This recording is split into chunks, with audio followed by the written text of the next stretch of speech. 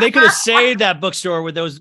So by the way, so Frank, back room, like how Spencer's had, like a book, like adults only, or like 18 and over. Like if you know, behind, like if you walk past like all the South Park memorabilia and like fake vomit, and then you out to like, you know, like the sex toys and like, you know, like the caution, like those street signs of like caution, but it was just like tits. Like, you made a stood a chance. So we're in Kathleen's apartment. Frank, who is once again played by Greg Kinnear, is plugging in a typewriter. And he's like, when you're finished with Fox Books, the shop around the corner is going to be responsible for reversing the entire course of the Industrial Revolution. And Meg Ryan's like, that's so sweet, Frank. Thank you. That is so sweet. And then he pulls out another typewriter. By the way, though, I will say with Nora Ephron movies, and I'm so sad you have not seen Sleepless in Seattle, because I could compare that Greg Kinnear is exactly the Bill Pullman character that Meg Ryan is with in that movie. Meg Ryan in Sleepless in Seattle is with Bill Pullman, who's basically a nice guy, except that he has like, he needs a dehumidifier. He's always stuffed up and they make fun of him for that. But it was like not a bad relationship, you guys. Like it was not, I always felt bad for the Bill Pullman character because he wasn't a bad guy. So this is the same thing. It was like, he's not a bad guy, but like, I love that Nora Ephron is just like always looking for her characters to cheat and find somebody better.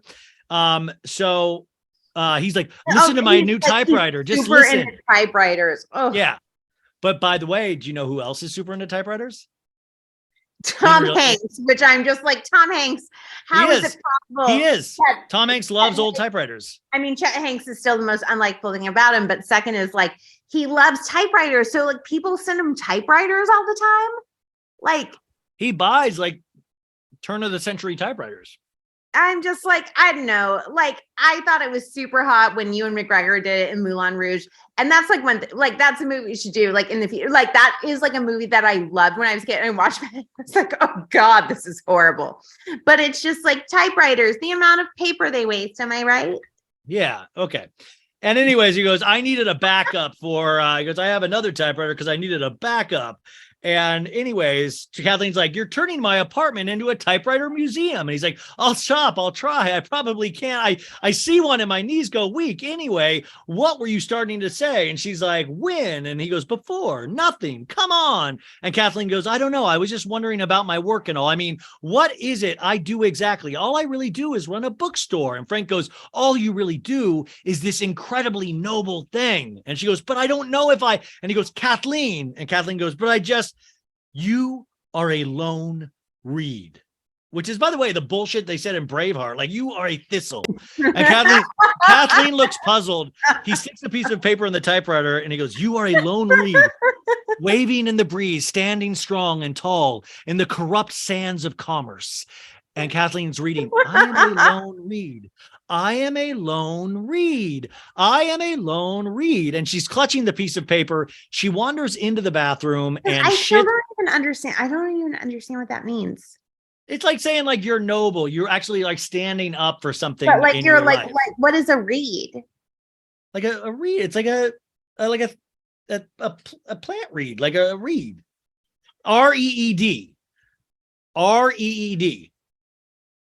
Do you not know? I don't know. No, I only know a Tara Reid, which if somebody told me I'm a Tara Reid, I'm like, I'll still take it. Anyways, Kathleen goes to the bathroom, shits her brains out. Interior bedroom. We hear the sound of a typewriter beginning to clack away. Disgusting. Stop. Kathleen walks past her computer. This is disgusting. Anyways, Kathleen goes back to her computer and she's like in a voiceover again. So we know it's like the mail. She's like, sometimes I wonder about my life. I lead a small life, valuable, but not small. Well, not small, but circumscribed. And sometimes I wonder, do I do it because I like it or because I haven't been brave? So much of what I see reminds me of something I read in a book. When shouldn't it be the other way around? I don't really want an answer. I just want to send this out to the void. Good night, void. And then the other, what a lame. Like, shouldn't it be the other way around? And I was like, what does that mean? Like a book will be reading about you? And she was like, everything in my life seems like something I read in a book. Where shouldn't it be the other way around? Where I was like, I don't understand. Does that mean like when the book, like a book reading, and then like, oh, that sounds a lot like boring Meg Ryan with her normal face. Like what? Like I don't understand. Like what's the opposite way around? It's hard. It's hard to do a movie about books with you because I don't think you really truly understand a lot of the things. Like, Okay, I'm very cerebral. We've already gone over that. I've read all of the Harry Potter books. Yes, yes, of course. The joke's on you, Ryan. I went to Montessori school. Of course. Anyways, we go to the next scene, and Joe is on his sailboat. He's polishing a brass and whistling like Tom Hanks does. And Annabelle goes, Joe! And Annabelle is this little girl 8 and Matthew 4 and their nanny Maureen. And Joe's like, hello, Annabelle, how are you today? And she's like, great. And he's like, hey, big guy, to the Matthew. And Jillian goes, don't I get a hello? And he goes, hello, Jillian. And she goes, kiss me. I'm going to be your wicked stepmother. And Joe gives her a peck on the cheek. And Joe goes, who's this? And Jillian goes, Nanny Maureen. I brought her in case you couldn't handle the kids. And Annabelle, the little girl, goes, Maureen's getting a divorce. And he's like, I'm sorry to hear that. And Maureen's like, it's my own fault. Never marry a man who lies. And Joe goes, that's so wise. Remember that, Annabelle, to the little girl. And Annabelle goes, she taught Matthew to spell his name. And Matt goes, Fox, Fox. And he goes, excellent, Matt. Good work. I had listened to Tom Hanks telling me, like, listen to that, Annabelle. Remember that, Annabelle, when I was watching this on TBS as a kid. Anyways, he goes, you must be late for something. Volunteer work at the Henry Street settlement, packing bandages for Bosnian refugees, making fun of her. And Jillian goes, I am. I'm having my eggs harvested, because this is the girl that's marrying her dad. His dad. And we go to this street fair in New York, which doesn't seem like would exist any longer post 9/11. It just seems way too, everybody's on top of each other, Yeah, no, this I do not think would happen ever again. But yeah, it seems it's like a very like if humans were pleasant and not horrible. So obviously this is like completely make believe that because they are. But yeah, they're doing like they have like the sledgehammer like game of like hitting the chart, like hitting the bell or whatever, and like it goes like up, and like Tom Hanks is like pretending of like, oh, I'm like so weak, I can't do it, but like that his like nephew can, the strong man thing, the bing, yeah, and that they're like doing like ring toss and like face painting. And I like that. He wins a goldfish, the little Annabelle carrying a goldfish in a baggie. And I like the face painting. It like gets kids, it turns them on to glam squads very early, which I like. Yeah. I was always a fan of the face painting. And also this is another Tom Hanks classic bit where he's like, they're like, fuck it, Tom, do something fun. And he's like juggling. He's like, ah. I know. I watched it. I'm like, damn, he can juggle. I was like, fuck, he can do anything. And him in that Carly Rae Jepsen video, like he'll do like. I'm saying he's just a good physical. Good. He's good at physical comedy. So now we're at Kathleen's store where Joe, Annabelle, and Matt walk past. And then there's like, something's going on in there. So Kathleen is sitting on the stool reading to a group of children. And now we realize that Annabelle and Matt are in the store with Joe. And Matt is sitting on the floor reading a book. And Kathleen's like, this is her best friend, Tracy, whose real name is Anastasia. And then in the next book, Betsy and Tracy become friends with Tib, whose real name, I'm sorry to tell you, is Thelma. And all the kids are wrapped with attention. And one of the kids were like, boo, that's horrible. Joe is looking at like these like really like expensive kids books, and Steve Zahn's like, the illustrations are hand tipped, which is why he's like, and Joe's like, it costs so much. He's like, it's why it's worth so much. And Joe smiles because he's, evil bookstore guy. He's like, how are you going to turn a profit? Yeah, ridiculous. And the little girl Annabelle goes, I want all of these. And Meg Ryan's like, that might be an awful lot for your dad to buy at one time. And Annabelle's like, my dad gets me all the books I want. And Kathleen, looking over at Tom Hanks, goes, well, that's very nice of him. And Annabelle goes, that's not my dad. That's my nephew. And Meg Ryan's like, I don't really think that's your nephew. And Joe approaches. He goes, no, it's true. Annabelle is my aunt. Aren't you, Aunt Annabelle? And she nods. And Matt is. And Kathleen goes, let me guess. Are you his uncle? And Matt goes, no. His grandfather? No. His great-grandfather? I'm his brother, Matt shouts with glee. And then Joe goes, Annabelle is my grandfather's daughter, and Matt is my father's son. we're in American Family, he says. And this is like a little flirtation happening here. Because And Meg Ryan is like so turned on by this. Like, was she just, I mean, because it's like, it's a number one, it's a tall guy doing anything. And that's, I mean, that's already like a win. how tall I mean, is Tom Hanks? I know anyone seems tall after like living in LA. Like, Wow. I feel like, I mean, everyone is fucking like Ryan Seacrest size. So I feel like, hey Siri, how tall is Tom Hanks? Oh shit. Oh, okay. My phone's on silent. It says Tom Hanks is 6 feet. All right, good for you, Tom Hanks. Nice, good. So, anyways, how tall are you, Ryan? 6 foot. I was gonna say, like, I wasn't saying that. I was like, I realized once again, it sounds sarcastic because it's coming out of my mouth. But I was saying that, guys, Ryan is very tall. I will. Oh, okay. But this is the point when I wrote in my notes. Can you and everybody at home do this? Do this as like an exercise. Close your eyes. Can you picture Tom Hanks and Meg Ryan having sex? Like, picture it. Picture Tom Hanks inserting himself into Meg Ryan. Making love. No, but making love because they're in love. No, Ryan, I will slam this. Ryan. Wait, why is that so? If they're in love, can you picture? But I just can't picture it. It's hard for me to picture it. Anyways, I'm just gonna say, has Ryan, has Tom Hanks like ever had a love scene? I don't think so. Oh, he fucked that volleyball in Castaway. What was his name? Wilson? He's like, you'll take it and you'll like it. And it was just like, well, he cuts out a big gaping hole in Wilson's mouth. I see the way you look at me sometimes, Wilson.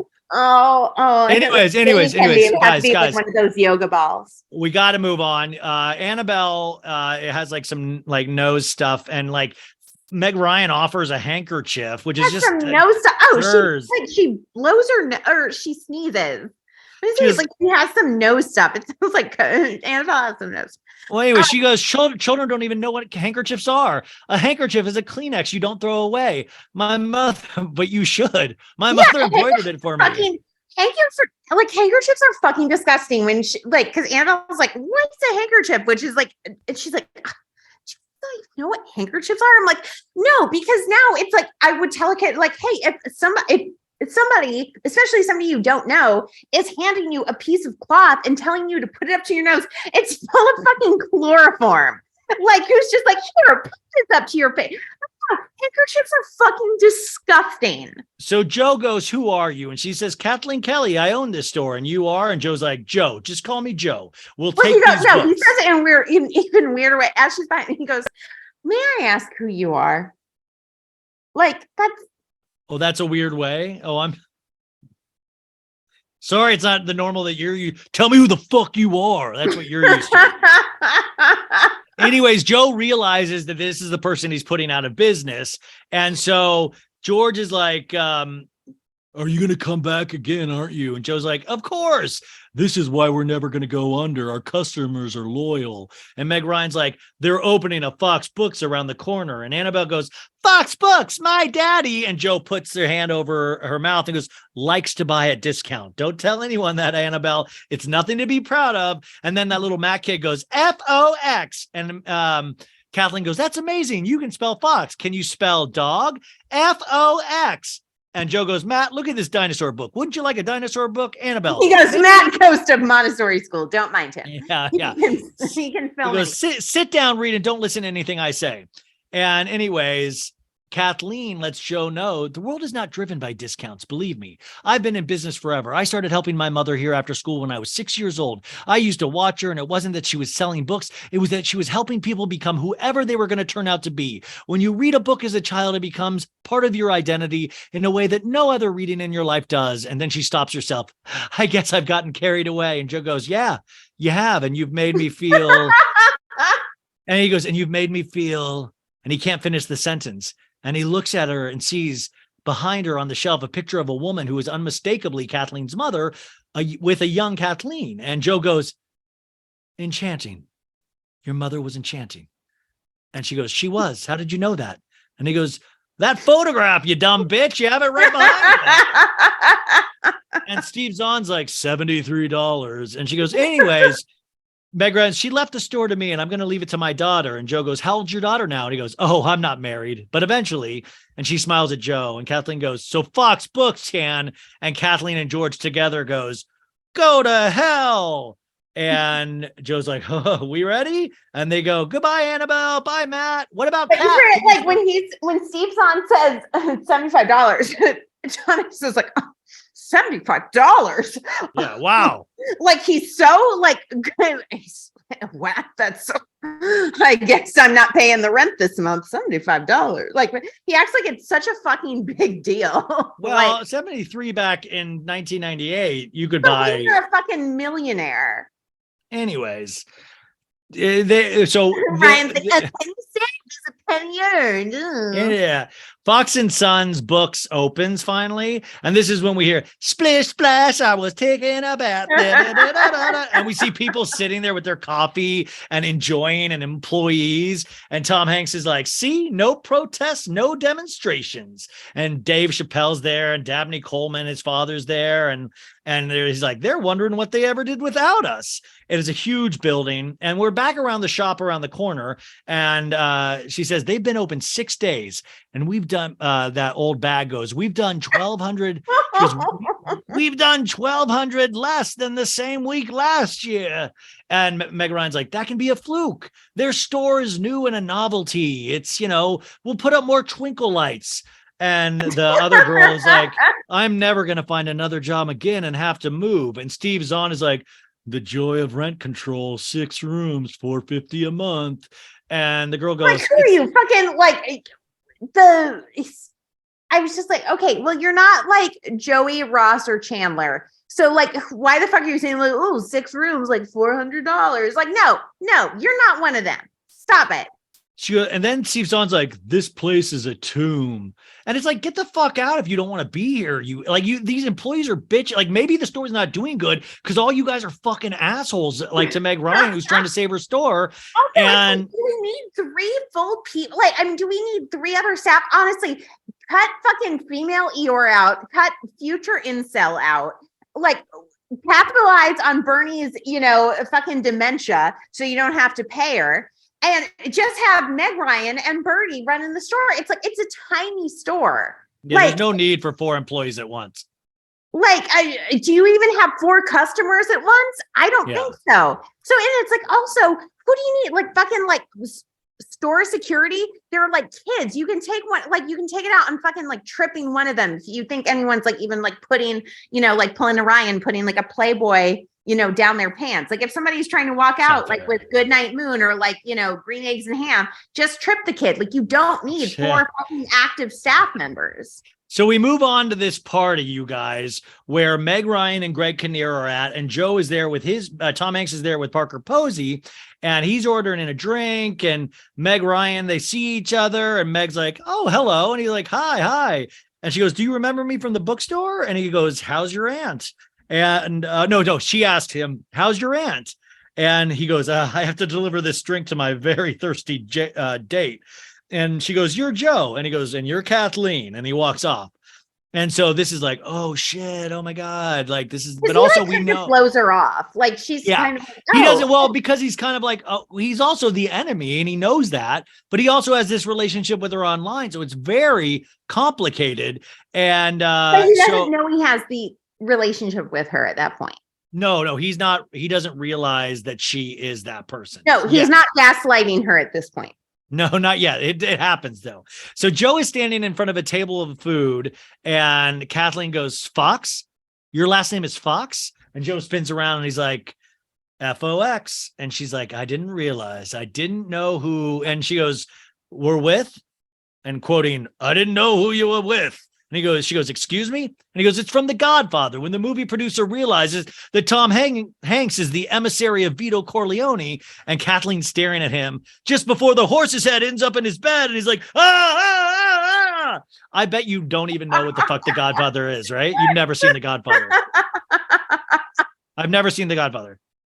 No, I've seen all of The Godfather. Oh, okay. So Kathleen goes, you were spying on me, weren't you? You probably rented those children. Honestly, like another pillow moment, and this was like when I was past pillows, but when James Caan, R.I.P., like when he beats the shit out of his brother-in-law, like in the street, when he's like, you ever touch my sister again, I'll fucking kill you. Like that to me is like is like an incredibly like sexy moment. Can I tell you, I've read the book The Godfather by Mario Puzo. That's where it's based on, you guys.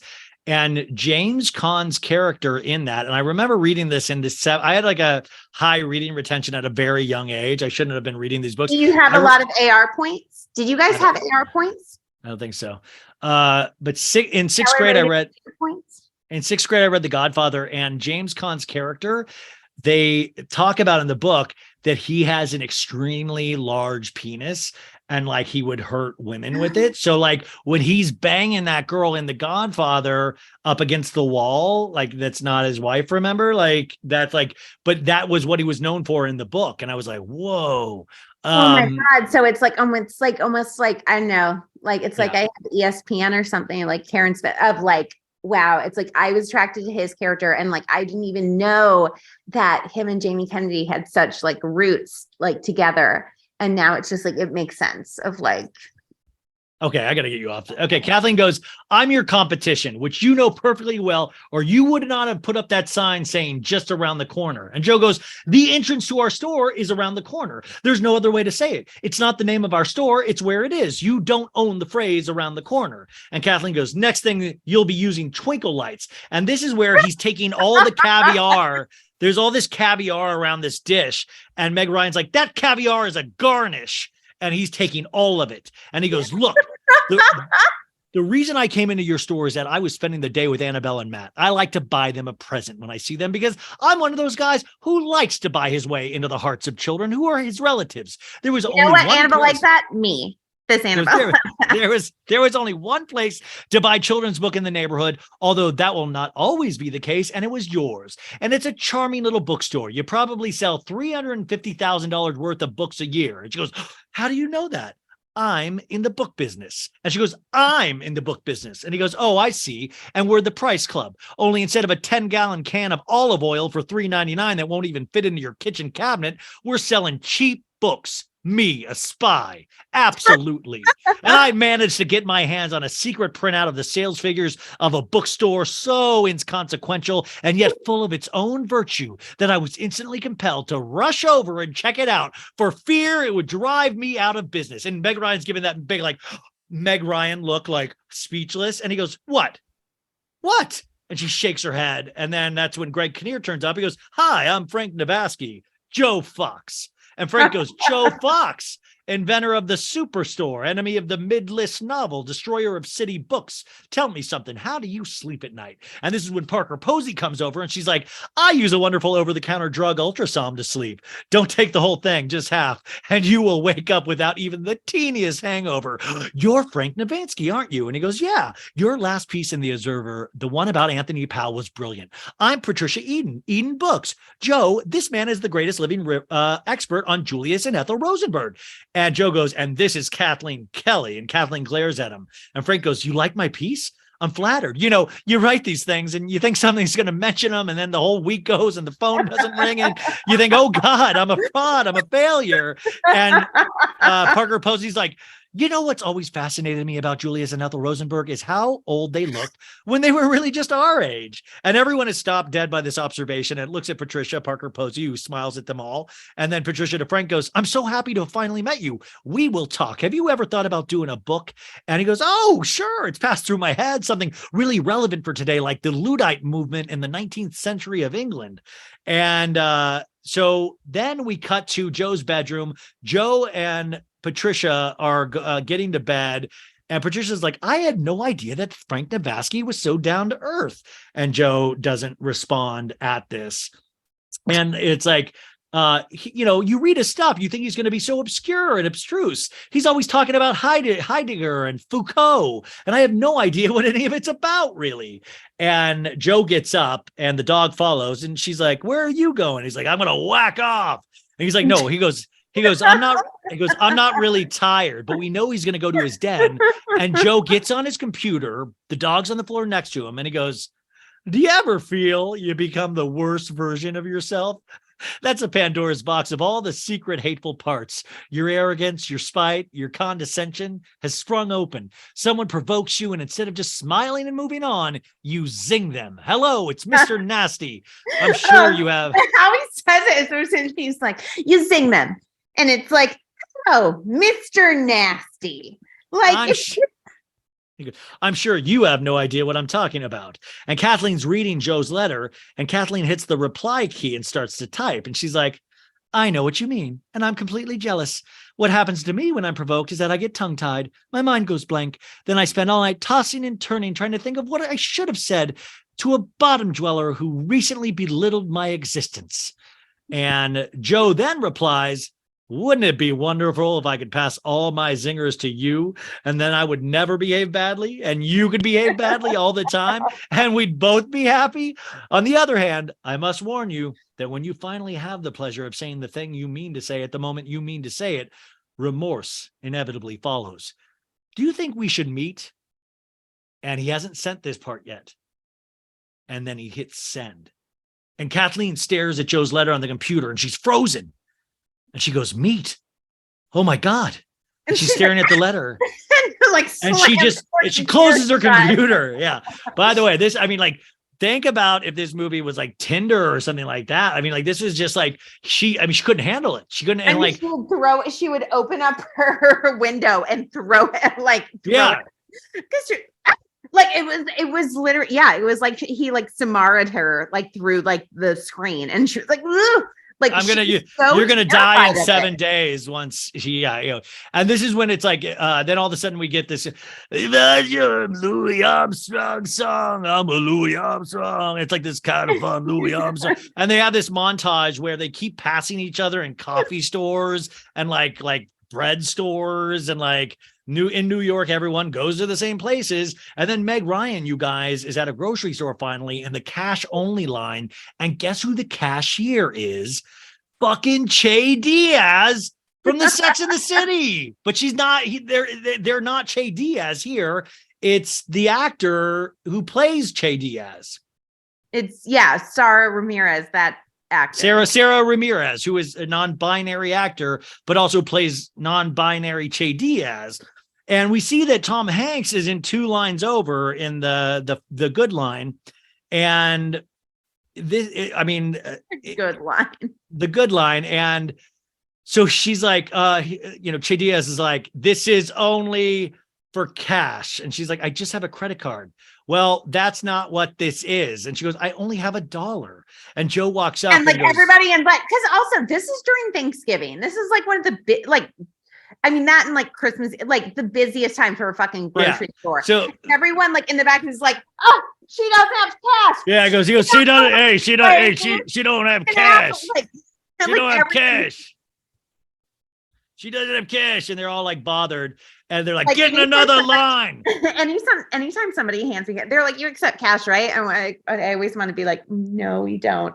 I fucking hate. I almost thank God my friend Lauren was next to me, because I almost gave a customer $200 back. When I obviously shouldn't have, because I just freak out with cash. And she was just my friend Lauren is so nice that she just took my hand, how adults, if there's a kid about to touch, and they'll just take the hand and put it back on their body, put it back, and then no. I'm just "Here's $200. And she's like, no.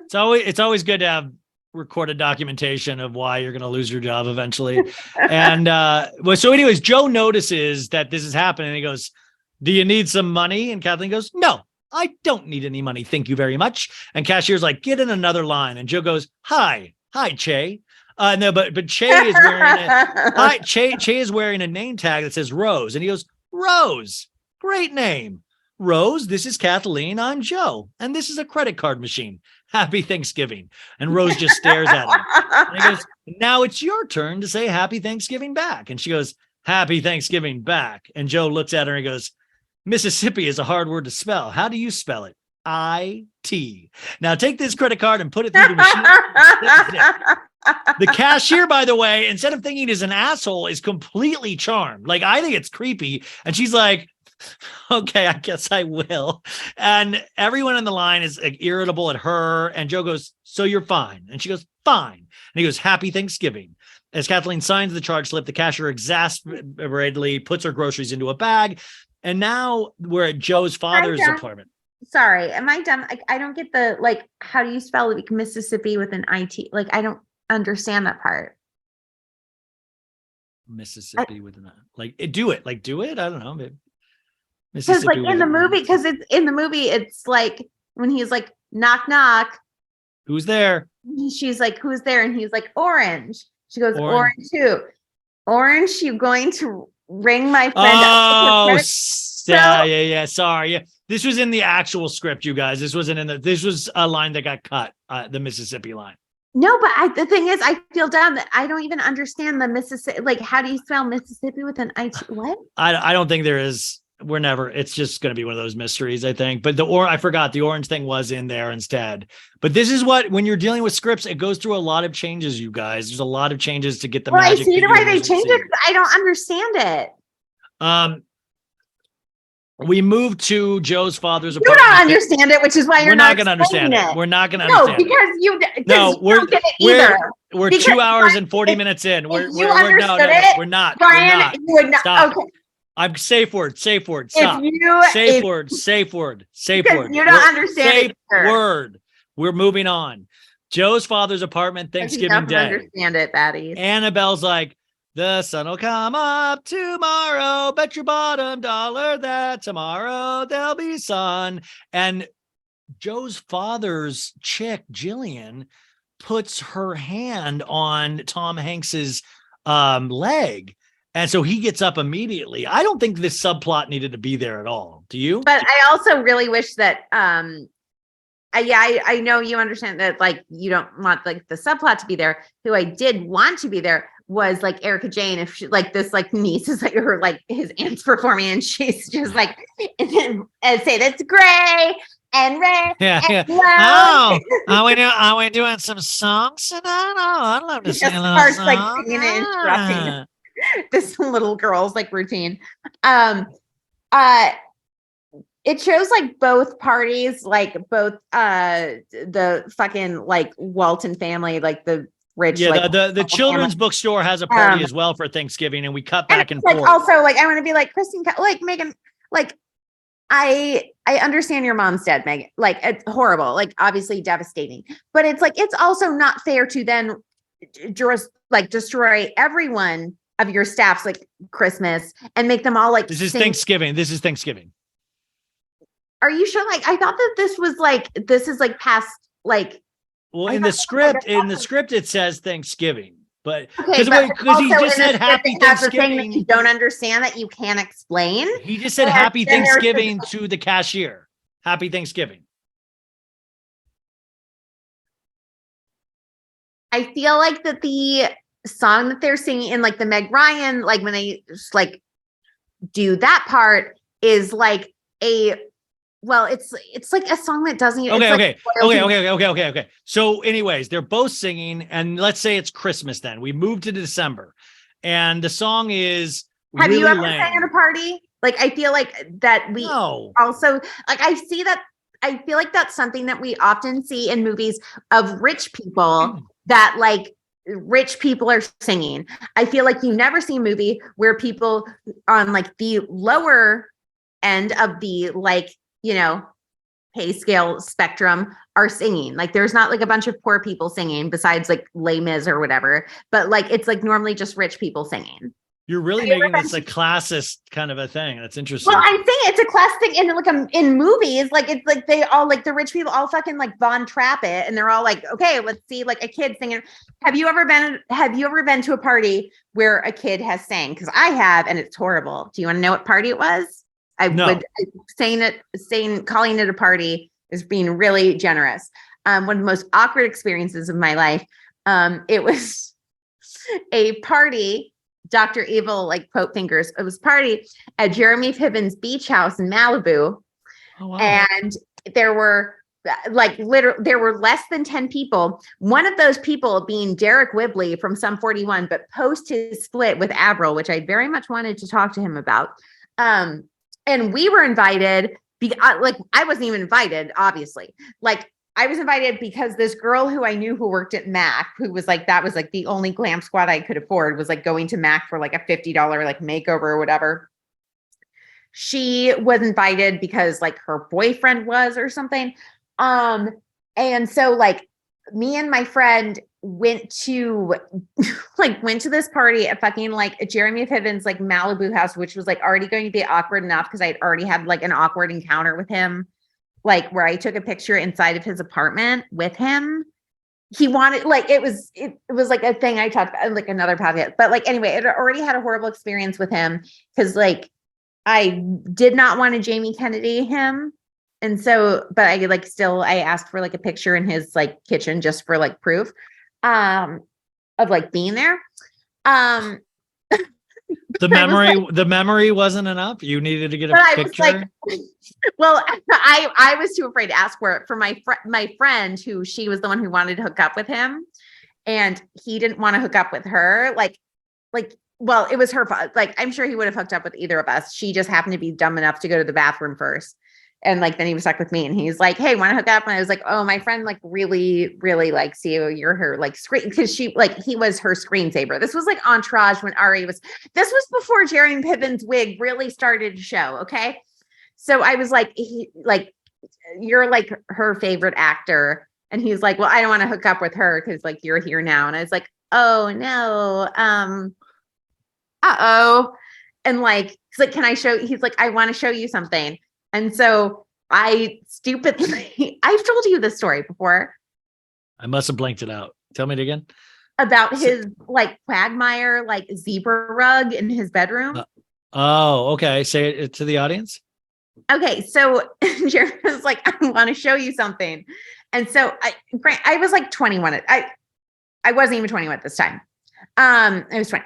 So I was like, okay. And so he brought me into his room, or a room, and it had a zebra rug on it, like one of those like zebra like hide rugs. And then he did a clapper. He had a clapper, and then there were these blackout like curtains that come down, like that. Oh, okay. And I was just, he was like, I know, he like went to kiss me, which he would have to like kiss up because he's a very small person. And he like was having to reach like a giraffe with like a leaf. And I was like, oh, my friend really likes you. And he's like, but you're here. And I'm like, oh no, but you're her screensaver. And then it got very uncomfortable. And so I walked out, and he then asked us, because he was like getting changed to go to The View. He picked us up from Jay Leno. I know this sounds, he picked us up outside. We were walking out of Jay Leno's. Hey guys, if anybody can explain this story to me that's listening, just email so bad it's good with Ryan Bailey at gmail.com. My friend and I went to see Jay Leno, like the show, because he was a guest, and we were sat in like the front row because like basically anyone who doesn't have like a fucking fanny pack and like a shirt with like a minion on it with like Taco Bell stains, they'll put like in the front of the audience. And so we were put in front, and then during the break, like during the commercial break, he like came up to us, and this was like when Blackberries were still a thing, like, and he like asked for, it sounds like it's a very bizarre, it sounds like an ayahuasca dream. I know, like, but I swear on Cheeto's life this happened. So he asked me to put my number into his Blackberry. And then me and my friend were walking out of the Burbank studios with like Jay Leno. And this like black SUV pulled up, and he like, this window rolled down, and he's like, hey, where are you guys going? And it was like Jeremy Piven's car that was like being driven, like, and we were like, we're going to wait for a taxi because this was like before Uber. And he was like, why don't you just get in? And so like, we got into Jeremy Piven's like car that was sent from like the Jay Leno show. And he was like, yeah, I'm on my way home. I have to catch like a red eye to The View. And he was like he was like very annoyed at either no, it's like he was very annoyed at like Sherry Shepherd because she had said something about like Entourage, how he was like I guess because like Entourage was about to end and Game of Thrones was about to start, and he was like, oh, because everyone's like obsessed with this stupid dragon show, and I was like, okay, and he had us carry stuff into his like house. He had us like, he was like, hey, can you carry this, and like gave me a garment bag, and I'm like, okay. So anyway, that's how we ended up at his place. And then I didn't want to hook up with him. And my friend finally came back from the bathroom and she saw like that clearly something had happened. Cause like anybody who doesn't know what I look like, I have like Disney villain eyebrows, but like she could see by my eyebrows, like that were basically off my head at that point, that like something was bad. And she's like, can we get a picture with you? So like there's a picture that we took individually. Like she took a picture of me and him and we're in his kitchen. I'm in front of his microwave. And then I took a picture of her and he's less enthusiastic in that picture. You still have this picture? Yeah, I'll send it to you. Okay, I will need that wearing picture. like BB Couture. Sure. Obviously. Honestly, yeah. But I was terrified that I was like, oh my God, no, I've had like I've already had a horrible interaction with him. Like, what if he remembers me? And they were like, he's not going to remember you. Like, it is very self-centered. I'm like, I am very self-centered, but like, I'm terrified. I was like, what do I do? Like, do I pretend like I like haven't met him before? And they were like, no, my friend was like, no, just say nice to see you, because that can go for either way. And I was like, should I just say like, nice to meet you? And they're like, no, just say nice to see you. Cause that can just say nice to see you. And so of course I was unmedicated at that point, and not like I can act like a normal person now, but I especially couldn't then. So he like opened the door, which I did not expect him to open the door. I expected like him to have a much bigger party, let alone like less than 10 people and like 3 of who are like plus ones. He opens the door and I'm like, okay, nice to meet you. And he's like, what? I was like, nice to meet you. And I just like looked at my friend and like walked by. So I'm going to send you this picture of me and Jeremy Piven now. Well, anyway, the point of this horrible story was that his niece, Jeremy Piven then opened a book. It better be that Jeremy Piven opened a fucking bookstore, because I'm trying to figure it out. The point was his niece sang at the party, and she sang like 4 songs in a row that were terrible. And like after the first one, which was Memories, which is a very long song. And like, if you're not Jennifer Hudson, like, I don't want to hear you sing it. And so like, after she sang it, I like went to clap because there was less than 10 people sitting around watching his niece fucking sing. And then she went into the next song. So I'm just saying, it's like only rich, uncomfortable people have kids sing at parties. And I'm going to send you this video. Okay. So so moving on, you guys, this is a sad Christmas because the bookstore is doing less and less business. And we go to Joe's bedroom, and Meg Ryan gets online and he goes, I had a gut feeling you'd be online right now. And she's like, I need advice. And he goes, I can give you advice. I'm great at advice. And Kathleen's like, I don't think you can help. And he goes, is it about love? And she goes, my business is in trouble. My mother would have something wise to say. And he goes, I'm a brilliant businessman. It's what I do best. What's your business? And Kathleen goes, no specifics, remember? And Joe goes, mine is specifics. It's hard to help except to say, go to the mattresses. And she goes, what? And he goes, it's from The Godfather. It means you have to go to war. And then we close on Kathleen looking at the computer. His advice, he's like, well, it doesn't matter because I am a brilliant businessman and I give great advice. Cause I'm like, because like what guy ever thinks to himself is like, oh, I give bad advice. I give bad opinions. Every guy's like, I give great advice.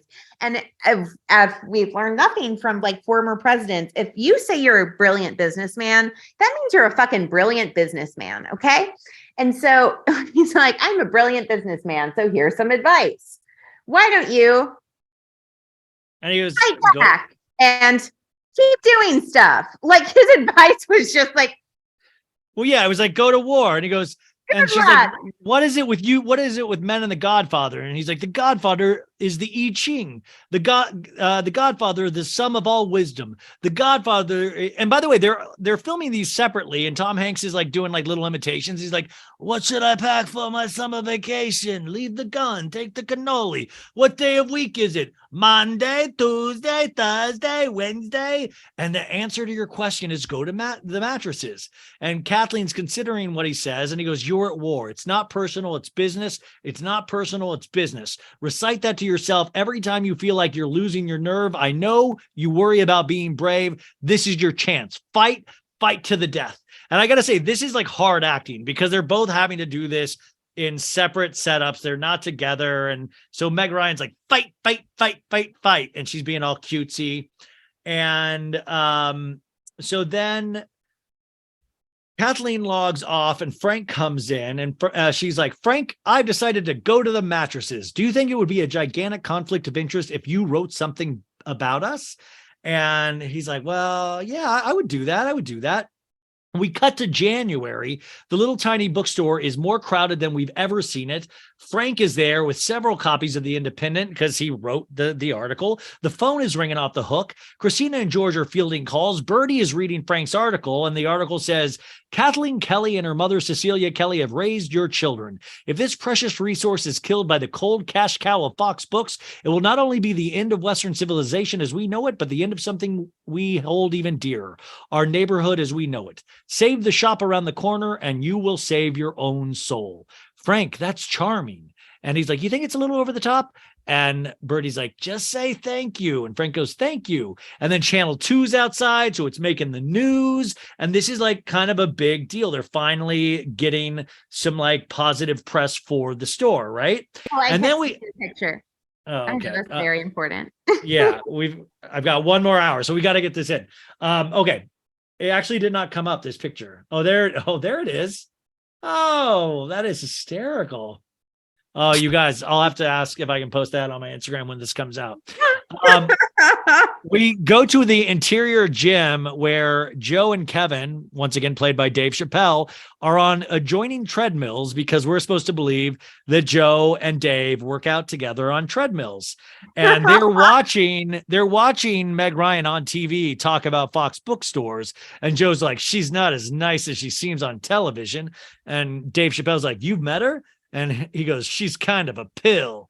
And Kevin's like, "She's probably not as attractive as she seems on television either." And he goes, "No, she's beautiful, but she's a pill." And he goes, "So you don't feel bad about basically destroying her livelihood, not to mention her legacy, food stamps, sending her back to the projects?" And Joe goes, "It's not personal." And Kevin goes, "It's business." And he goes, "Right, exactly." And then Joe on screen, we see on a television interview, and he goes, "I sell cheap books. Sue me. I sell cheap books. And as a result," and Kevin goes, "That's what you said?"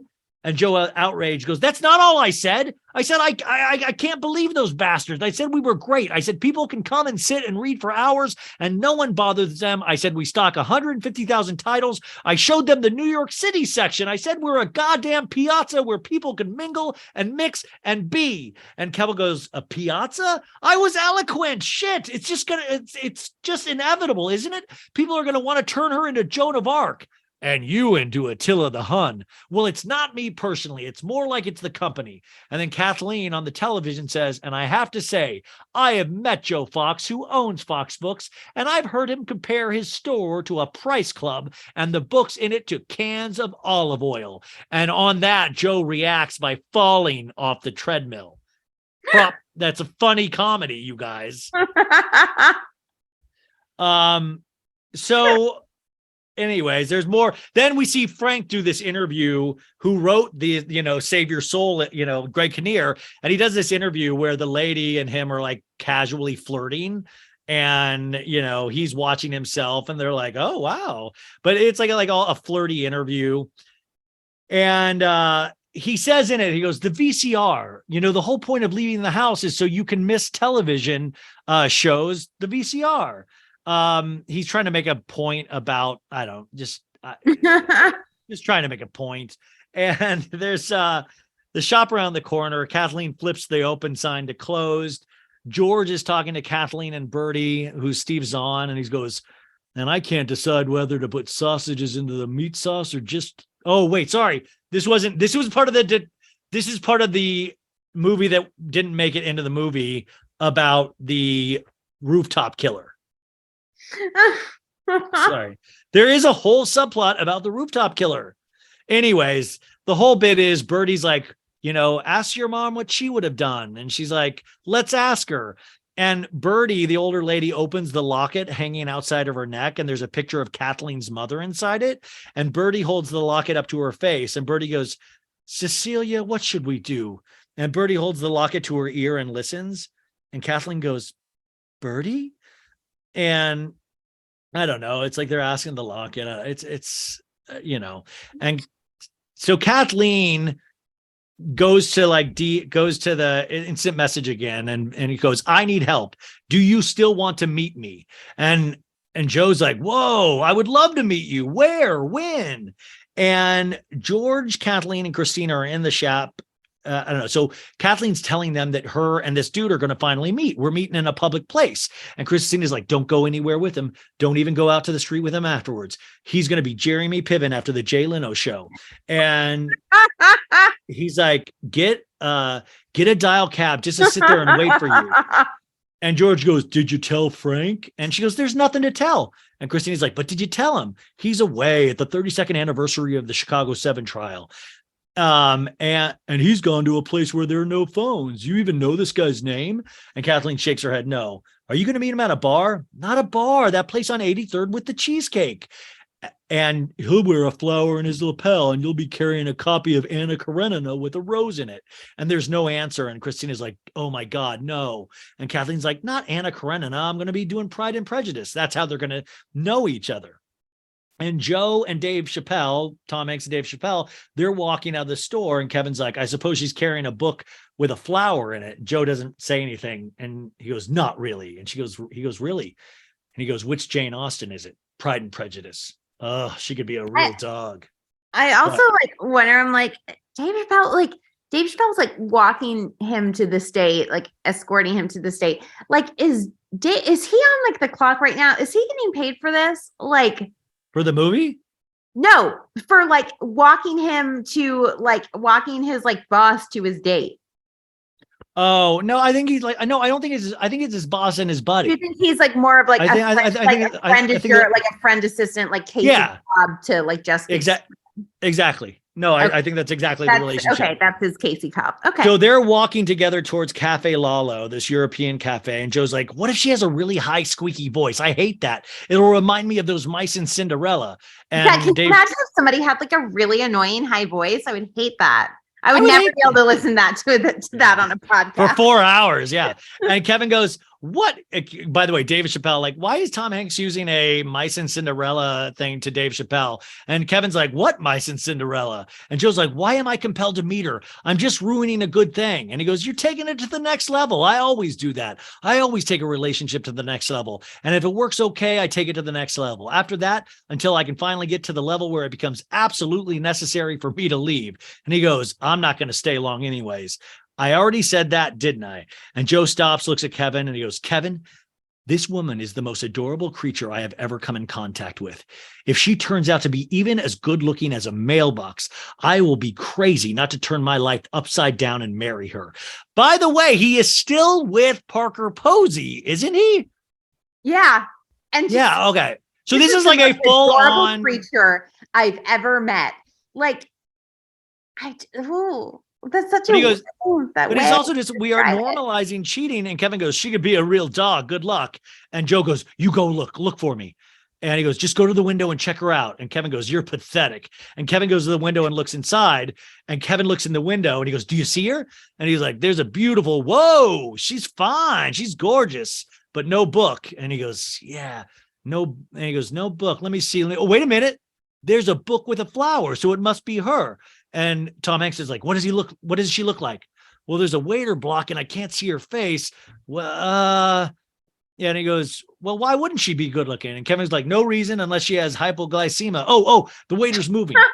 And Joe goes, Tom Hanks, can you see her? And he goes, yeah. And Kevin's like, she's very pretty. And Joe goes, she is? I knew she would be. I knew she had to be. And Dave Chappelle's like, she looks I would say she has a little of the coloring of that Kathleen Kelly person. And Joe's like, Kathleen Kelly of that bookstore? And he goes, why not? You said you thought she was attractive. So what? Who cares about Kathleen Kelly? Well, if you don't like Kathleen Kelly, I can tell you right now, you ain't going to like this girl. And he goes, why not? Because it is Kathleen Kelly. And Joe's like, oh my God. And that's when the big reveal happens. And Kevin's like, what are you going to do? And he goes, nothing. You're going to let her just wait there? Yeah, I am. That's exactly what I'm going to do. Why not? And he goes, but she wrote the letters. Good night, Kevin. I'll see you tomorrow. And kicks Dave she's Chappelle not trans. away. She doesn't identify as anything. She's not trans. So why would you leave her? Yeah. Like, Dave Chappelle, she's like, she's a okay, we're not. And Kathleen's sitting alone at I'm a table saying for that two. as Dave Chappelle. I'm not. Let's not. Annabelle saying that as Dave Chappelle Because Dave Chappelle makes horrible jokes about transphobic. So a man from the group grabs the empty chair at Kathleen's table, and she's like, "Nope, I'm expecting somebody."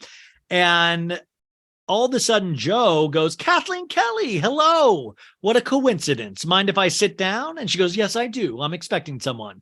And Joe picks up her books and he goes, Pride and Prejudice. Kathleen grabs it back. Do you mind? She places it back on the table and puts the rose in it. And Joe goes, I didn't know you were a Jane Austen fan. Not that it's a surprise. I bet you read it every year. I bet you just love Mr. Darcy and that your sentimental heart beats wildly at the thought that he and whatever her name is are really, honestly, and truly going to end up together. And Kathleen goes, would you please leave? And Joe sits down and she goes, please? And he goes, I'll get up as soon as your friend comes. Is he late? The heroine of Pride and Prejudice. He's fucking, the thing is, it's like, once again, if it's not Tom Hanks, what he's doing is horrible, disgusting. Like, not only are you like, you're standing somebody up, but you are not only standing somebody up, you are then going in to troll that person and fucking traumatize them and like fucking roast them of like, oh, where's your friend? Oh, you've been reading fucking Pride and Prejudice? What a fucking loser. Yeah. Oh, where's your friend? Oh, not here yet. Oh, probably being blown up. This is like this. So he has this a is lot like of money. The like, gaslighting section of the whole piece. And Kathleen's like, horrible. Kathleen goes, the heroine of Pride and Prejudice is Elizabeth Bennet, and she's one of the greatest, most complex characters ever written. Not that you would know. And he goes, as a matter of fact, I've read it. Well, good for you. And Joe goes, I think you discover a lot of things if you really knew me. And she goes, if I really knew you, I know what I would find. Instead of a brain, a cash register. Instead of a heart, a bottom line. And Kathleen's shocked at herself because she just said something mean. And Joe goes, what is it? And she goes, I just had a breakthrough, and I have to thank you for it. For the first time in my life, when confronted with a horrible, insensitive person, I actually knew what I wanted to say and I said it. And Joe goes, I think you have a gift for it. It was a splendid mixture of poetry and meanness. And Kathleen goes, meanness? Let me tell you. And he goes, don't misunderstand me. I'm just saying, I'm paying you a compliment. He lifts the book off the table. Kathleen grabs for it. And she goes, why are you doing this? And she gets the book, leaves Joe with the rose. And he goes, what have we? A red? No. Crimson rose tucked into the pages, something you read about in a book, no doubt. And Kathleen goes, give it to me. And Joe puts it between his mouth and his nose like a mustache. And he goes, it's a joke to you, isn't it? Everything's a joke to you. And she grabs the rose, puts it back in the book. Please leave. I beg you. And like, it is really creepy. If it's not Tom Hanks, it's creepy. Traumatizing her. It's like, yeah. Have you ever been stood up for? I was stood up for my very first date ever in middle school. And that obviously set off, my David Spade, very high self-esteem in general, especially when it comes to men. No, it was my first what would be boyfriend in 8th grade of like his name, Tony Gershik. Feel free to dox him, everyone. No. But he, stood me up for my first date. We only went out for 2 days, and that includes like the weekend. And we were supposed to go on like a date to the movies. And he worked at Publix. He was like a like grocery cart boy. Like, cause they have like the baggers. And so I kept calling his house because that's when like you had to call like the person's house, like, and their parents like would answer or whatever, like at our age, like we didn't have like cell phones or anything. Sure. And so I kept calling his parents, like his house phone, and they're like, he's at work. And then I'd call like half an hour later and they're like, he's at work. And then I think I called like 8 times. And then finally they were like, he's home from work. He's not coming. Stop calling. And like his parents basically, and then like the next day like, at work or like at school, he was like, yeah, we're going to break up. And I'm like, but you didn't even give me a chance to date me and then break up with me. There's no way that's the only time that you've called somebody 8 times in a row. That must have No, set that off was just my first pattern. time. Okay, Yeah, so that was those. Oh yeah, I didn't say that's my only time. No, that was my first. That set off a very long tradition that still goes on today. So anyway, so he's about to leave. She's like, she blots her lipstick with her handkerchief. And he's like, you know what that handkerchief reminds me of? The first day I met you. And Kathleen goes, the first day you lied to me. And he goes, I didn't lie to you. You did too. I did not. And Kathleen goes, I thought all that Fox stuff was so charming. FOX. I never lied about it, he says. And Kathleen goes, Joe, just call me Joe. As if you were one of those stupid 22-year-old girls with no last name. Hi, I'm Kimberly. Hi, I'm Janice. What's wrong with them? Don't they know they're supposed to have last names? It's like they're a whole generation of cocktail waitresses. And Joe goes, I'm not a stupid 22-year-old girl. And she goes, that's not what I meant. And when I said the thing about Price Club and cans of olive oil, that wasn't what I meant either. And she goes, oh, you poor, sad multimillionaire. I feel so sorry for you. And I don't know. They keep, it's like this, anyway, he eventually leaves. And he asks all fucking ass hurt about it because like I just love when he was like, I'm not a 22-year-old cocktail waitress. And I'm like, you're a fucking dickhole. And I love that like there's like this statistic of like, and this is like not me making a joke, it's statistic, like it's like a real thing of like they did a poll of like what are women like most afraid of, and it's like being killed and attacked from like the opposite, and men, it's like what were men most afraid of, and they're like, and it was being made fun of. And it's like absolutely like when he was just like, yeah. I'm not a cocktail waitress named Janice. I'm like, yeah, I love like how she's setting up of like, you know, these hot fucking like bimbo, like Playboy, like scenes of like, hi, I'm Janice. I'm like, yeah, how many Playboy, like how many fucking centerfolds were like, I'm Janice and I love long walks on the beach. And so it's like, that's not a fucking like she's trying to make it seem like they're bimbos of like, hi, I'm Janice. It's just like, hi, I'm Gertrude. It's just like walking around. They know it. They see, you see how they're dressed. They're asking for it. So Kathleen's like, because the man who's coming here tonight is completely unlike you. The man who's coming here is kind and funny, and he has the most wonderful sense of humor. He talks about flour. He goes, but he's not here. And Kathleen goes, if he's not here, he has a reason, because there is not a cruel or careless bone in his body. I can't expect you to know anything about a person like that. You're nothing but a suit. And she's like, people will remember my mom. And there's like a beat, and Joe gets up and he goes, that's my cue. Good night. And then Kathleen comes down the street. She drops the rose in a trash can. Kathleen comes in, drops the book on the table, takes off her coat, and goes immediately to America Online. America Online, the computer screen says, no mail. And there's hold on to Kathleen as a tear starts down her face. She takes her handkerchief out of her sleeve and wipes her face and blows her nose, then looks at the handkerchief and tosses it over her shoulder. And this is when COVID starts, you guys. And he goes, no, anyway, so interior, Joe's apartment, Patricia Parker Posey is in the next room, and she's like, so I said to her, if you think I'll even talk to you about paying that kind of advance for an author whose last book is being used as trivets all over the world, you're completely crazy. And we see Joe's face. He's like, he's like, ugh. And now we're at Fox Books Superstore Day. Kevin and Joe, Kevin, of course, Dave Chappelle, and Kevin is like, but underneath that disagreeable exterior, they're talking about Meg Ryan, she could turn out to be, and Joe goes, a real bitch. Let's not talk about it. I'm going back to the office. You must have work to do. And he goes, not really.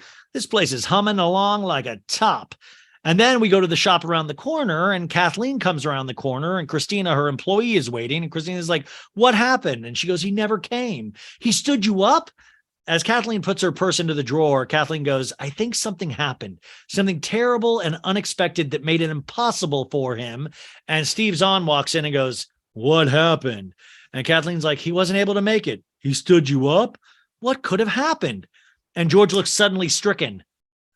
And she goes, why didn't he come? Maybe he showed up, took one look at me and left. So this is the invention of ghosting in a movie for the first time. And Christina's like, that's not possible. And Kathleen goes, maybe there was a subway accident. And Christina goes, absolutely. And Kathleen goes, a train was trapped underground with him inside. And Christina's like, and there was no phone. And George continues to look stricken, and he's starting to shake his head. And Kathleen goes, or an automobile accident. Those cab drivers are maniacs. And Christina says, they hit something and you slam right into that plastic partition. And Kathleen goes, his elbows could be in splints, so he can't really dial. And Christina goes, or he could be in the hospital in one of those semi-private rooms with like no phone, they both say. And they look at George, and George is still shaking his head. And Kathleen goes, what? And George hands them the New York Post, and they look at the cover, and it says, Cops Nab Rooftop Killer. And this is what I was telling you guys this whole time, is that they had this whole subplot about a rooftop killer, and it only made it into this scene of the movie. And Kathleen's like, what are you saying? And George's like, well, he could be the rooftop killer. And there's dead silence. And George goes, he was arrested 2 blocks from the cheesecake place. And Christina goes, is there a picture? And he goes, there it is. Annabelle, what you just missed was the mention of the rooftop killer. Oh, no, I heard it. Okay, so you heard it. So this was the first of rooftop killer. And Christina goes, no, you're very loud. I could hear you in the bathroom. That explains it. And George goes, he was in jail. And Christina goes, and there was a phone. And George goes, but he only got 1 call and he had to call his lawyer. And Christina's like, you're so lucky. George goes, you could be dead. And Kathleen's like, are you crazy? This man couldn't be the rooftop killer. And Christina goes, remember when you thought Frank might be the Unabomber? And she goes, that was different. And anyways, how long did you sit there? She goes, not that long. Joe Fox came in. And they're like, Joe Fox? And he goes, I don't even want to talk about it. Let's get to work. And Kathleen goes, there must be something to do. There's always something to do. And she's thinking about the store and stuff. And it's only Birdie walks in. And Christina's like, he stood her up. And hold on, Kathleen, as the computer sound begins. Ding, ding, ding. And she goes, I've been thinking about you. Last night I went to meet you and you weren't there. I wish I knew why. I feel so foolish. And as I waited, someone else showed up as a man who made my professional life misery. And an amazing thing happened. I was able for the first time in my life to say the exact thing I wanted to say. And of course, afterwards, I felt terrible, just as you said I was. And we're in Joe's apartment and he's reading the email and it continues. I was cruel and I'm never cruel. And even though I can hardly believe that what I said mattered to this man, to him, I'm just a bug to be crushed. But what if it did? No matter what he's done to me, there's no excuse for my behavior. Anyway, you're my dear friend and I so wanted to talk to you. I hope you have a good reason for not being there last night. But if you don't, and if we never really connect again, I just want to tell you how much it has meant to me now to know you were there. Nothing meant more to me than so many somethings. Oh yeah, she was like that. All of these nothings have meant more to me than so many somethings.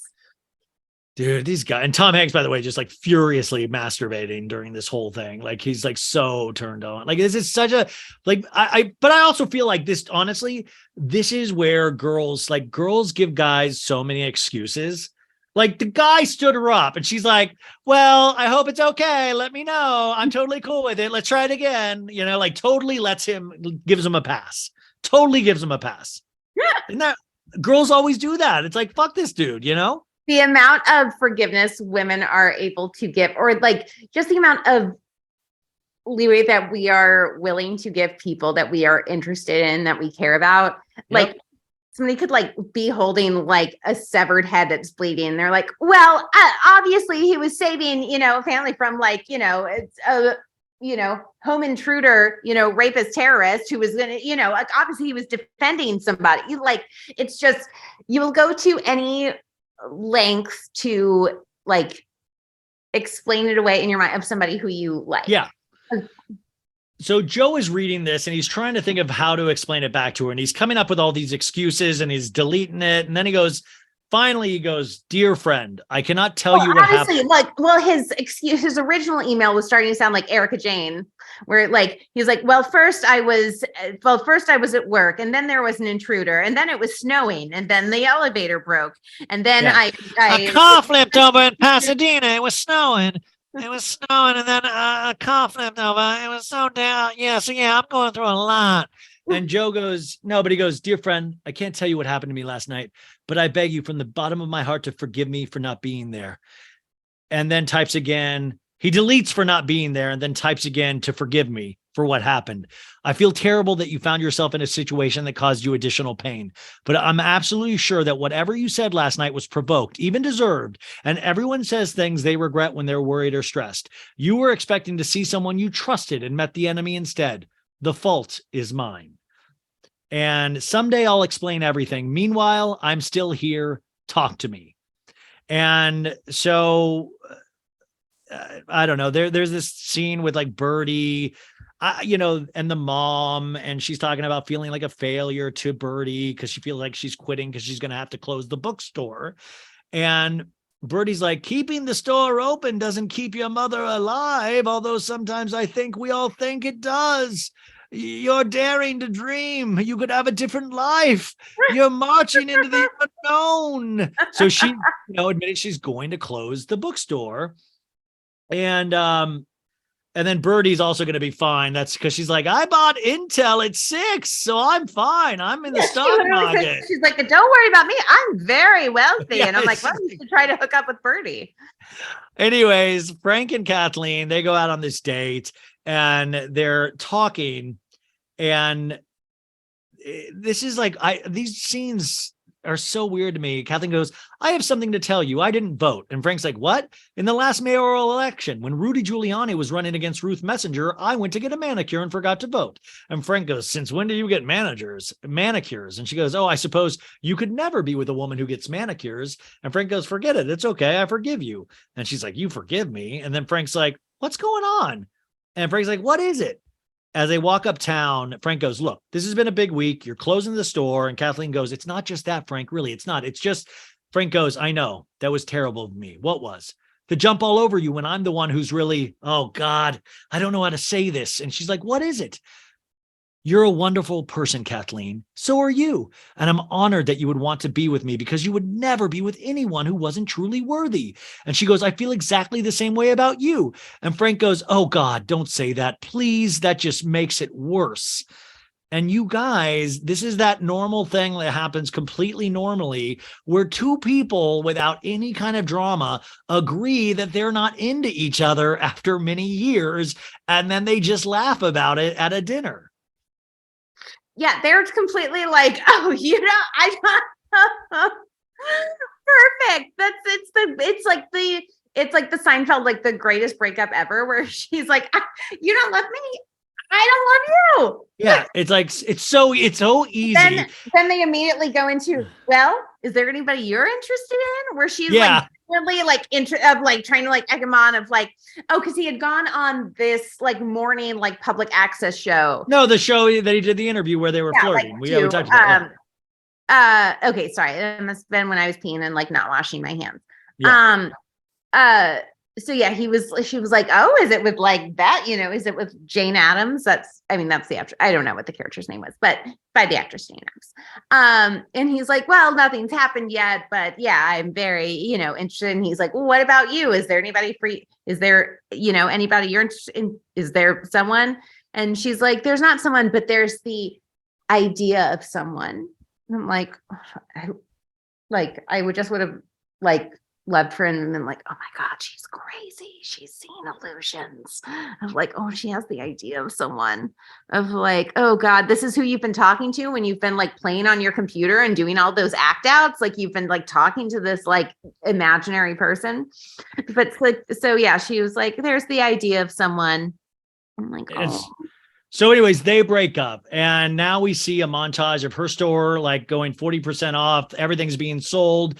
And Kathleen, we hear a lot of voiceovers to Tom Hanks of like, soon will just be a memory. In fact, some foolish person will probably think it's a tribute to this city, the way it keeps changing on you, the way you can never count on it or something. I know, because that's the sort of thing I'm always saying. But the truth is I'm heartbroken. I feel as if part of me has died and my mother has died all over again and no one can never make it right. Actually, you guys, that's not in the movie, but I highlighted that because I thought it was actually good. Anyways. It's like when they do the scene of like the everything for sale or whatever, I think 40% off. You see that the only thing that's labeled is the picture of like her and her mom that she has like hanging out behind like on the wall behind the counter. It says not for sale. And I'm like, I like that she thinks somebody's like, oh, I have to have that horrible picture, that black and white picture of like that woman and child, the non-floppy hair child. Yeah, I need to buy that. Like, who do you think fucking wants that? Like, you don't have to bother writing not for sale. Nobody wants it. Nobody's buying. Okay. And then like, I swear, like this was, I think, maybe my favorite part of this entire movie was like, it's like an extra line or an ADR line of during the checkout, like when the woman's like, well, what are you going to do? I'm going to be so sad that this store isn't going to be here anymore. And she's checking out the customers, like an extra ADR that says, we should bomb books. And I'm like, yes. Just like, I wish that had been more highlighted, because when I heard that, I was like, what? And I replayed it and I thought it was so funny. We should bomb the bombing. Okay. So anyways, he feels bad that she feels bad because like she writes him like one of the AOL messages. And now we're in an elevator. And this is when Joe and his relationship with Parker Posey, this is when they decide they don't want to be together anymore because the elevator stops and they're in there with two other people. And it's like this silly scene, but they land and they both realize that they're also not meant for each other. Is that how you took this?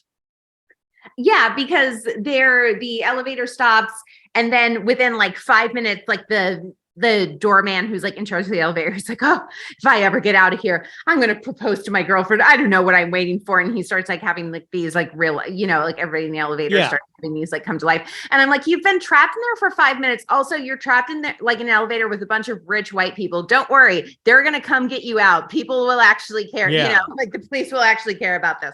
You'll be fine. You're not in a submarine, like all fighting for air. And so they're all like having like realizations of like, if I ever get out of here, and the woman, like there's a woman on the elevator. She's like, if I ever get out of here, I'm going to call my mama more. Like I haven't spoken to her. I'm going to call her more. And then Parker Posey is like, if I ever get out of here, I'm going to have my eye laser done. And then Tom Hanks is like, well, if I ever get out of here, and he starts to like, he begins to start to say like probably something very poignant. And Parker Posey just goes, oh, where are my Tic Tacs? Like cuts him off. And she's like, what? Like, and so then it just cuts him being like, without specifics, me and Brinkley moved out. So like, yeah, I guess like her looking for a TikTok, that was like the last thing that he could handle. So Joe in a voiceover, which is also an email to Meg Ryan, says, I came home tonight and got into the elevator to go to my apartment. An hour later, I got out of the elevator and Brinkley, his dog, and I moved out. Suddenly, everything had become clear. And he moves on to the boat. And he goes, it's a long story full of the personal details we avoid so carefully. But I love that all of a sudden now he admits he had a girlfriend this whole relationship. So that I thought was interesting. And Kathleen in a voiceover goes, I wonder whether change isn't a kind of infection. I used to own a store and next it's going to be a Baby Gap the way it keeps changing. And next thing you know, even your bed is in a different place. So they're commiserating online. And Kathleen in a voiceover goes, 6 months ago, when you and I first met, I knew everything about myself, what I would be doing for the rest of my life, and even the person I would be doing it with. And now I know nothing. And by the way, there's a whole subplot where Dabney Coleman, Tom Hanks's dad, breaks up with his fiance. So now they're two single guys living on a boat. And it's like whatever. It's like they're like, oh, I'm going to find another woman, and just like your mom and the girl after her. And Tom Hanks is kind of seeing what a poor representation he's had for a father with women his whole life. Now, this is when we hear Stevie Wonder's Signed, Sealed, and Delivered. So we know like, yeah, all right. And Tom Hanks is carrying flowers, and he goes to her apartment, Kathleen's apartment. And Meg Ryan is doing that like very Meg Ryan, I'm sick, like it's a cute Meg Ryan sick voice she does. And Kathleen is like, who is it? And Joe's like, Joe Fox. And she's like, oh, what are you doing here? And he's like, may I please come up? It's really not a good idea.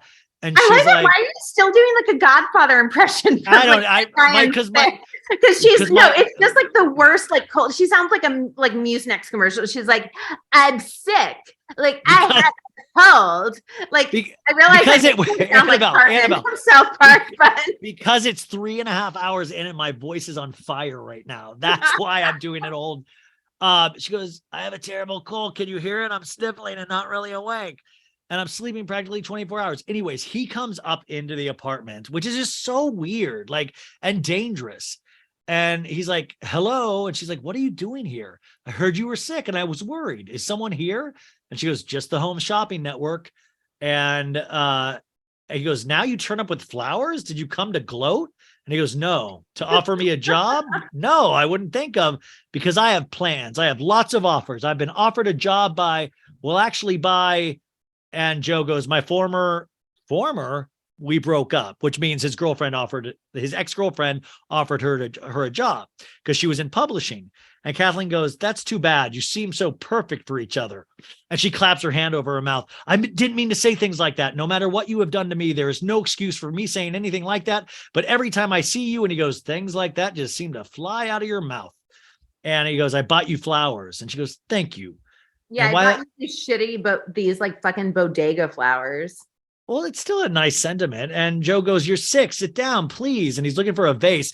This is all just weird that she would let him so comfortably into the apartment. I mean, this is like my worst nightmare. Like, if somebody is going to stop by my apartment, I need like a week's notice. Like, I like used to have to like pick up before like my cleaning lady got there, because like I was so like embarrassed of how like what a disaster I was. Of like, if somebody like did like a surprise drop by, like let alone somebody of like the opposite sex who was, I'd been like, I would just like deadbolt the door. I've been like, I would rather like them think I was dead than them coming into this apartment like without me having like a week. Like no, with how disgusting I am. No. I need over 72 hours to prepare for a surprise drop by. We find out from Joe that George, Steve Zahn, has been hired by his bookstore, and he's doing really well. He's revolutionizing the place.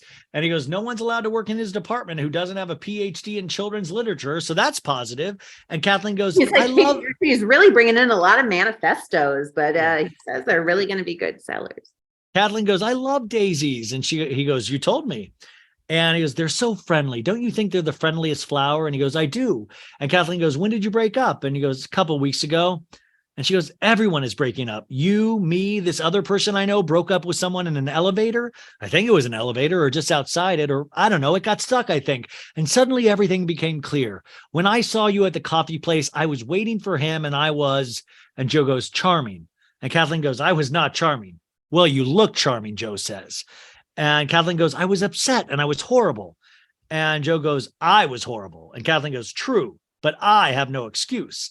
And they're just following each other around the apartment. And Joe goes, I see what you're saying. Whereas I'm a horrible person and I have no choice but to be horrible.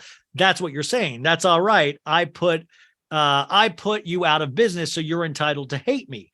And she claps her hand over her mouth and goes, I put you out of, and she goes, I don't hate you. And he goes, but you'll never forgive me, like Elizabeth. And Kathleen goes, who? And Joe goes, Elizabeth Bennet in Pride and Prejudice. She was too proud. And she goes, I thought you hated Pride and Prejudice. Or was she too prejudiced and Mr. Darcy too proud? I can never remember. It wasn't personal. And she goes, what is that supposed to mean? I'm so sick of that. All it means is it's not personal to you, but it's personal to me. It's personal to a lot of people. What's wrong with personal anyways? And he goes, nothing. And she goes, I mean, whether else anything is, it ought to begin by being personal. And she's starting to feel funny. And he goes, why did you stop by? I forgot. And he goes, I wanted to be your friend, which is that's like super creepy too, but it's Tom Hanks. So you like trust it. And Joe goes, I knew it wasn't possible. What can I say? Sometimes a guy just wants the impossible. Could I ask you something? And she goes to bed. And she goes, what? What happened with that guy at the cafe? And she goes, nothing. But you're crazy about him. Yes, I am. Then why don't you run off with him? What are you waiting for? And she goes, I don't actually know him. And he goes, really? We only know each other. Oh God, you're not going to believe this. And he goes, let me guess, from the internet. Yeah. He says, you've got mail. And she goes, yes. Very powerful words. And she goes, yes. And he goes, I'm happy for him. Although, could I make a little suggestion? I think you should meet him. No, I take it back. Why meet him? And why meet him? You're crazy about why not meet him? You're crazy about him. And Kathleen goes, I hardly think I need to take advice from someone who, and he goes, I concede, I bring out the worst in you, but let me help you not say something you'll just torture yourself about for years to come. I hope you're better soon. It would be a shame to miss New York in spring. And she goes, thank you for the daisies. And Because he like puts his he puts his mouth yeah. he puts his hand over her mouth and he's like, just shut the fuck up. Shut the fuck up. I'm the rooftop killer. Don't fucking kill anyone. Yeah, exactly. Yeah, like, and I'm just like, also, I mean, not just the Clay and Kelly Ripa part of it all. Do you remember like that whole thing when he like put his hand over Kelly Ripa's mouth during like live with Kelly and whatever, and it was like this whole thing? I don't, and we're gonna push on though, because that sounds like a whole nother podcast for another time about sexual abuse. But now I am really actually fascinated with that. Wait, Regis stuck his hand over Kelly Ripa's mouth? This was after Regis when Clay Aiken like guest hosted and he put his hand over Kelly Ripa's mouth and it like became this whole thing and she got like very upset and it was like this whole. Wow. I did not. I'm actually getting a little bit of that. Like, shut your mouth, Kelly Ripa. Exactly. It's just like, and I was a Claymate. I mean, I voted for him every week on American Idol. So yeah, I'm not trying to make a like a long detour, but it's just, yeah, he like. Wow. So it was creepy like Clay Aiken. So anyways, we go back to the typing and Kathleen's like, I know this is probably a little late to be asking, but are you married? And he answers online, am I married? What kind of question is that? How can you ask me that? Don't you know me at all? Oh, wait, I get it. Your friends are telling you the reason we haven't met is that I'm married. Am I right? And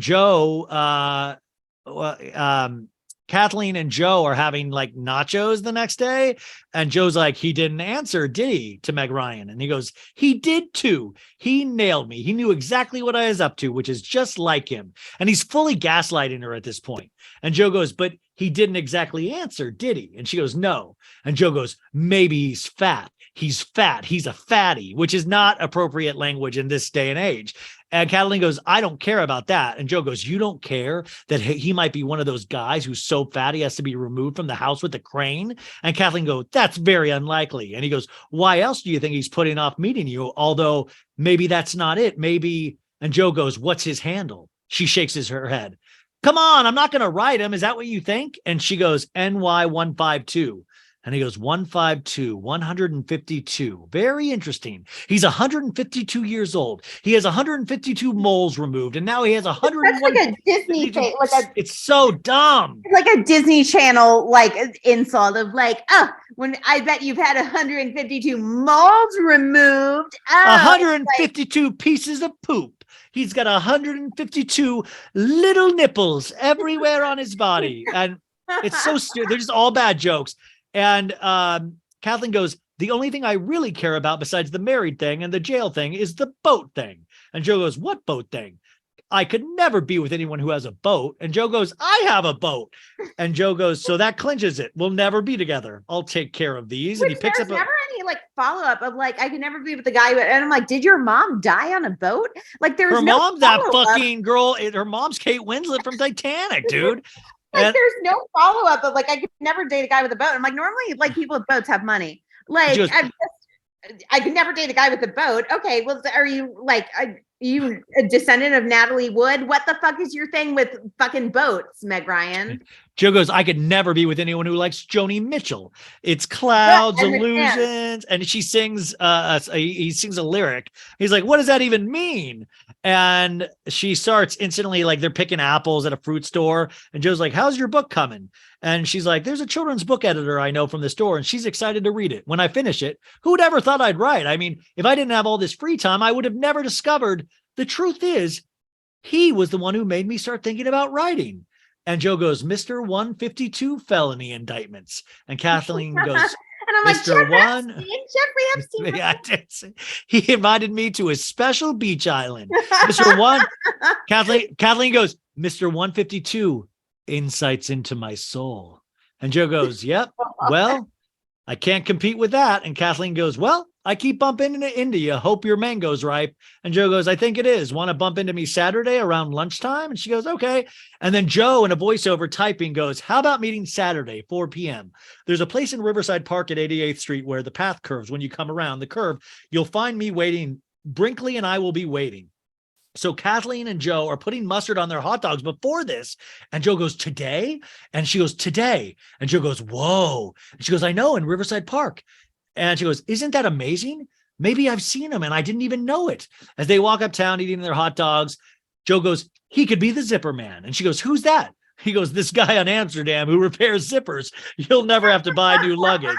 And she goes, stop teasing. This is so lame. He goes, timing is everything. He waited until you were primed, until you knew there was no other man you could ever love. And Kathleen goes, yeah. And he goes, sometimes I wonder. And she goes, what? And they stop walking and they look at each other. If I hadn't been at Fox Books and you hadn't been the shop around the corner and we just met, and she goes, I know, I would have asked you for your phone number and I wouldn't have been able to wait 24 hours before calling and asking, how about coffee, drinks, dinner, a movie for as long as we both shall live? And Kathleen goes, Joe. And Joe goes, and then we would never been at war. The only fight we'd ever have is what video to rent on a Saturday night. Another failing business because now video stores don't exist. And Kathleen goes, who fights about that? And Joe goes, some people, not us. And Kathleen goes, we would never. And he goes, because we're renting The Godfather every week. So there's no fight at all. Take it to the mattresses. And Joe goes, and there's a long beat where they're staring at each other romantically. And he goes, if only. And she goes, please, I have to go. She doesn't move. And he goes, let me ask you something. How come you'll forgive him for standing you up and you won't forgive me for a little tiny thing like putting you out of business, which is like a way bigger thing than the other thing. And they look at each other and she shakes her head and Joe goes, oh, how I wish you would. It's all Kathleen can do not to forgive him. It's all Joe can not do to try to kiss her. And she goes, I really do have to go. And he goes, you don't want to be late. You can tell she's in agony, but turns away and walks away. And now we're at Riverside Drive Park. Kathleen comes down a path in the park. She stops, looks around, a young woman running by, a young father pushing a baby. Kathleen looks at her watch. Suddenly she hears a noise. It's a dog barking. It's a pit bull that actually attacks her and bites her to death. And no, Brinkley comes around the corner and we hear Tom Hanks's voice go, Brinkley, Brinkley, and hold on Kathleen on the camera as she sees Joe, butt naked, hard on, just completely hard. No, and she starts to cry and he comes to her and he puts his arms around her and he goes, don't cry, shop girl. Don't cry. And she goes, I wanted it to be you. I wanted it to be you so badly. And as they kiss, we hold on them. And then we crane up further away into cyberspace. And we hear computer keys click, click, click, click, clicking. And then it's fade out. I mean, and and then that's when they play the not worse version of Over the Rainbow, like I said, that's by the fat Hawaiian guy. But R.I.P. actually, he's gone. He's passed away. But it's still a bad song. But it should have been the Louis somewhere over the rainbow. It's not the Randy Newman. Somewhere over the rainbow. We're gonna be friends till the end. On somewhere over the rainbow. But also, I just love it. It's like he totally fucking gaslights her, and this movie. It's like 2 hours. This movie is 2 hours. It's very sweet and flowing and molasses, but you took all of that time. And then the most crucial point, I feel like what would be what is it? You and your Hollywood, what is the art, the third part where they break up, or the third part of the movie where that's where the incident happens, where they break up or there's a fight. And then at the end, they come back together or whatever. That is that should be the most important part, when she figures out oh, he's been lying to her and manipulating. Yes. If it was in today's, this would be this would be a Reddit thread of am I wrong? This guy did this to me. And they would fucking make TikTok videos about it. And they end this, they wrap this up. It's just it's long. Then the most pivotal point is less than a minute and 30 seconds, because all she has is it's confusion and then happiness and then what, and then wanted there has to be that's when you need a she's all that moment of was I a bet? I bet? Was I a Yeah. fucking bet of like, That's all I was to you? you know, Am I another business you need to acquire? like an You email? won't stop at And anything. like of just that it's like, and also I feel like if it was made today, like why didn't when he came up to her, been like, oh, Brinkley, like come over here, and like Brinkley has like, I don't know, the deed to like the like lease of the like shop of hers, like on like around his like collar, and he's like, I bought your shop back for you, and so now you can have a shop where you sell like shitty like children's books that are overpriced and like handkerchiefs. Like I really think you should go into like the handkerchief business, but either way, I bought your shop back for you. Well, Like no, because if that doesn't, that part's fixed because she's going to be a children's book writer now. So she's yeah. So I mean, she was working on this book about like, you know, a boy with magical powers, and originally he lived like under, you know, like the stairs, but then he was going to be invited to this like magical school, and so it's like I mean, it did sound like it had a good premise. Like anyways, so the overall, it has all the elements, like it tricks you with the music and the fall colors in New York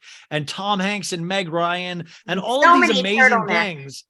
But at the same time, I think there's like this not even ridiculousness in this amazing way. And I know that everybody's going to hate me for this, but I think it lulls you. It forces you to try to like this movie when most of it doesn't add up in so many ways. And not just because the internet is what it is now today, but even things of like, oh, we encourage people to be in full-blown relationships and then just wake up one day and get out of them because they've been emotionally cheating the entire movie. I feel like that's like a lot of like rom-coms though, or like a lot of romantic movies, at least like normally like at least one of the characters, like one of the main characters or sometimes both, are like is like in a relationship, and then they find out like, oh, that person's not the person for them. Like the person they meet is like, and then, but like that's like, how often does that happen in real life? How often does that happen in real life? I don't know how many times. I mean, how many people well, get to for you who has like well, one when you, hair? I mean, I'm looking at a picture of you and a very happy Jeremy Piven, and it seems like you guys were very happy. When did you realize he might not be the one? Okay, so overall, what do you give this movie? I give this like 4.5. If Braveheart's a 10, what do you give this? I give this like a 5. Yeah, like the thing is, it's a 5. It's like if it was not Tom Hanks, it would be a fucking like 1. Yeah. But it's just like it's Tom. Like I don't really give a shit about Meg Ryan. I don't think she's very good in this movie. She even like came out and said like in like some interview that like this movie didn't challenge her at all. So that's like why she. Oh well, calm down, Miss Meg Ryan. I'm so sorry this didn't challenge you. But like, listen, I think you need to lean into what you're good. Like Meg Ryan and Tom Hanks together makes people feel good. Like lean into that. Why did you want to like?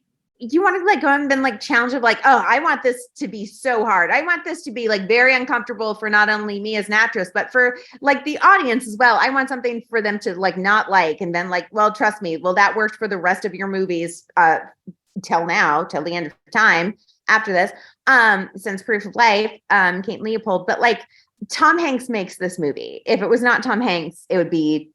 That's what I'm saying. The movie, that is something to really actually like hone in on.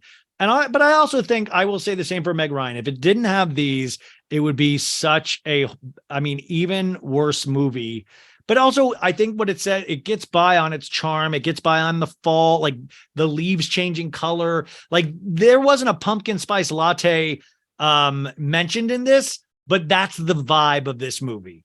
So this movie will always be trying to support like a small, like look at this like small shop, like family, like this, you know, like independent little thing trying to make a difference, and like we need to support it. But yet Meg Ryan in almost every scene is drinking like from Starbucks. And there's like all these like local cafes. I didn't even think about that. That is good. She does not go to a independent coffee store at all. And also she's giving away tote bags like at every like, and just Tom Hanks's $75 purchase, which he's a multimillionaire, and he's even fucking like complaining about $75. Blah, blah, blah, blah. Like, and then she gives him like the books in like a tote bag, and he's like, "Oh, nice touch," and like pulling it. I'm like, "Hey, no wonder I can't believe you didn't go out of business sooner," especially with fucking Birdie like doing the books. Like she was in charge of the finances. Like she's the one who's like targeted by like Jen Shaw. Actually, I'm very that's not nice to say about Jen. I'm very concerned about her. I don't know if you can publicly. Do you think can like public people or like not people who are like immediate family, can people like donate to like prisoners like little funds, like their commissary fund?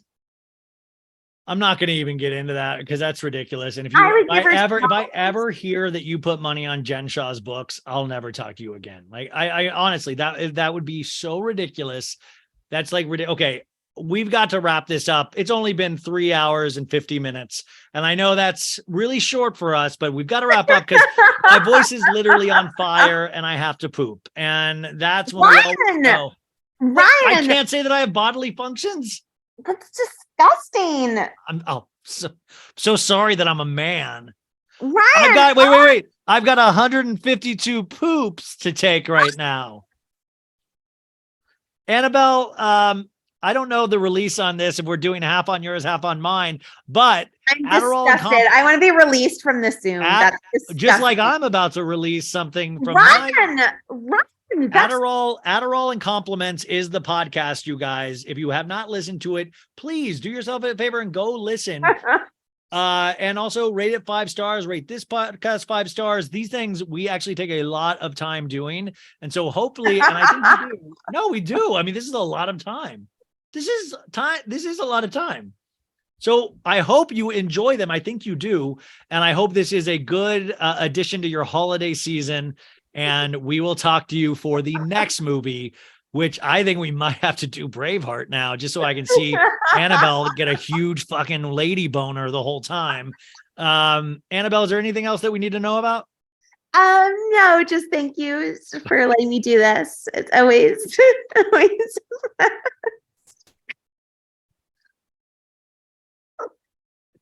Okay.